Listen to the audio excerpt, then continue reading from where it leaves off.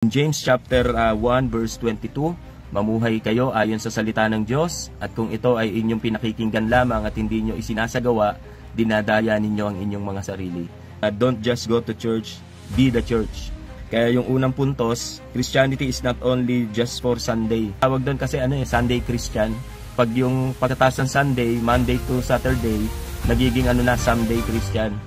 Sabi nga sa Matthew chapter 15 verse 8, Kristiyano sa nguso, hindi sa puso. Yun yung konteksto nun. Huwag tayo maging Kristiyano lang sa nguso. Ibig sabihin, pinapakilala mo lang na ikaw ay Kristiyano, pero hindi makita sa gawa yung pagiging Kristiyano.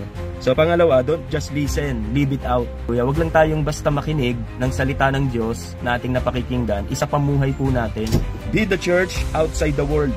Hallelujah. Yun yung pangatlong puntos ni Mr. Precious. Kailangan hindi lang tayo Kristiyano pag nasa church lang. Kasi marami sa atin, pag nasa church, ang bait. Pag nasa church, ang sipag. Pag nasa church, pag inutusan ni pastor, sunod. Pag nasa bahay, utusan ng magulang, galit. Hallelujah. Amen? Pag nasa bahay, nagiging paniki. Pag inutusan ni nanay, sasabihin, ba't ako? Kailangan hindi lang tayo Kristiyano pag nasa church. Nasa church, ang sipag-sipag. Sa bahay, hindi mautusan. Hindi dapat ganon, mga kapatid. Amen po ba?